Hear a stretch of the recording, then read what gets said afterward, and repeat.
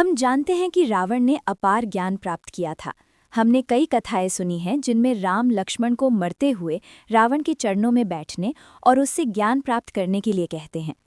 लेकिन क्या आप उस घटना के बारे में जानते हैं जब भगवान गणेश ने रावण को हराकर संसार को बचाया था? और ये भी जानते हैं कि आत्मलिंग कैलाश से दक्षिण की ओर इतनी दूर कैसे गए थे? आपको ये रोचक लगेगा। रावण का लोभ और ईर्ष्या। रावण ने अपने जीवन में सभी भव्य वस्तुओं का संग्रह किया। उसने परम शक्ति प्राप्त करने के लिए कठोर तपस्या की। उसने स्वर्ण लंका, जो पहले यक्षों के राजा और उसके सौतेले भाई कुबेर की थी, को अपना घर बना लिया। लालची रावण अपने जीवन में हर चीज पर प्रभुत्व चाहता था। रावण की माता कैकेयी ने बताया कि लंका छोड़ने के बाद कुबेर ने स्वयं को भगवान शिव के प्रति समर्पित कर दिया था। कुबेर और अन्य यक्ष उत्तर की ओर कैलाश पर्वत पर चले गए थे और भगवान शिव के निकट रह रहे थे। अब रावण शिव जी का आशीर्वाद भी प्राप्त करना चाहता था। लंकेश शिव को अपने करीब लाना चाहता था। रावण की तपस्या। अतः वे कैलाश गए और तपस्या प्रारंभ कर दी। कुछ लोगों का मानना है कि उन्होंने तभी शिव तांडव स्तोत्र की रचना की। एक विशेष संप्रदाय का मानना है कि शिव तांडव स्तोत्र रावण द्वारा रचित नहीं था।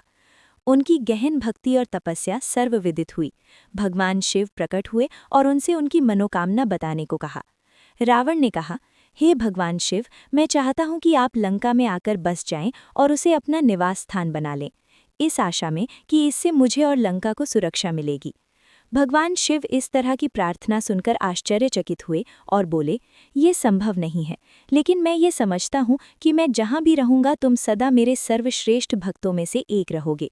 मैं तुम्हें अपना आत्मलिंग दे सकता हूँ जो लंका में मेरी उपस्थिति सुनिश्चित करेगा और भविष्य में इसकी रक्षा करेगा। परंतु ये एक शर्त के अधीन होगा। तुम इसे किसी वाहन पर नहीं ले जाओगे, ना ही इसे कहीं जमीन पर रखोगे, क्योंकि जहां तुम इसे पहले रखोगे वही उस आत्मलिंग का अंतिम विश्राम स्थान बन जाएगा और तुम उसे वहां से हटा नहीं पाओगे।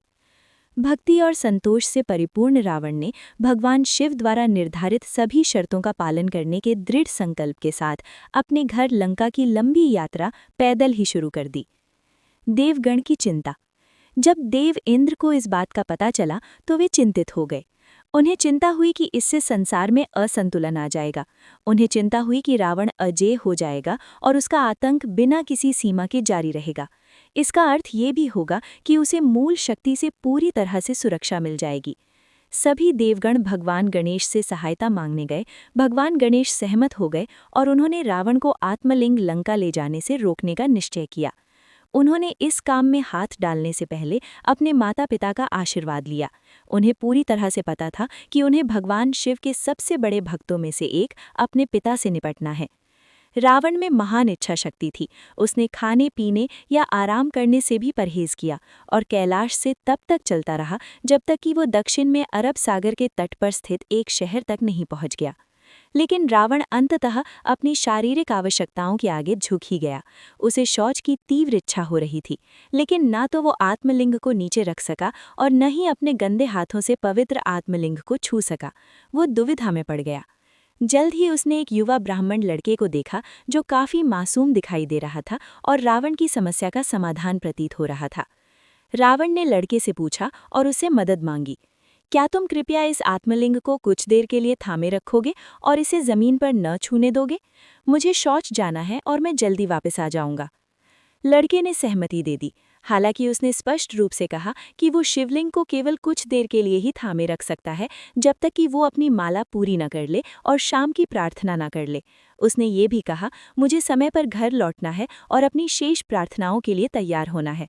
मैं आपका नाम 3 बार पुकारूंगा और यदि आप तब तक वापस नहीं आए तो मेरे पास आत्मलिंग को यहीं स्थापित करने के अलावा कोई विकल्प नहीं होगा। रावण को जल्दी थी। वो चला गया और लड़का अपनी प्रार्थनाएं पढ़ने लगा।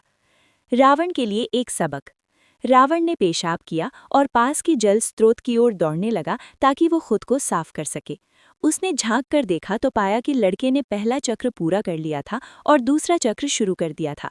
रावण ने शिवलिंग को फिर से छूने से पहले खुद को पानी में डुबोकर पवित्र किया। उसने प्रार्थना की और लड़के की ओर दौड़ने लगा। आत्मलिंग की ओर दौड़ते हुए रावण ने अपना नाम पुकारा जाता सुना। कुछ ही दूरी पर रावण ने देखा कि लड़का आत्मलिंग को जमीन पर रख रहा है। वो चीख उठा, आत्मलिंग की शक्ति धरती पर महसूस हुई और रावण उस बल से अचंभित हो गया। जैसे ही रावण ने शिवलिंग को उखाड़ने का प्रयास किया, उसे अपने मन में एक आवाज़ सुनाई दी। भगवान शिव की आवाज़, जो उसे बता रही थी कि आत्मलिंग जहाँ पहले स्थापित किया जाएगा वहीं हमेशा के लिए स्थिर रहेगा। उसने अपनी 12 भुजाओं का पूरा बल लगाकर उसे उखाड़ने का प्रयास किया, लेकिन इससे आत्मलिंग और भी गहराई में धंस गया। इस प्रकार रावण आत्मलिंग को वापस लाने में असफल रहा। वो पश्चाताप से व्याकुल और अत्यंत क्रोधित था। उसने लड़के के सिर पर प्रहार किया, जिससे एक गड्ढा बन गया।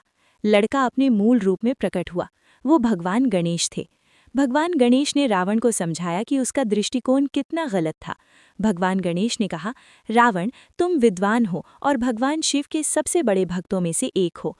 तुमने तांडव स्तोत्रम की रचना की, फिर भी तुम शिव के प्रत्येक अवतार द्वारा दी गई शिक्षाओं को नहीं समझे।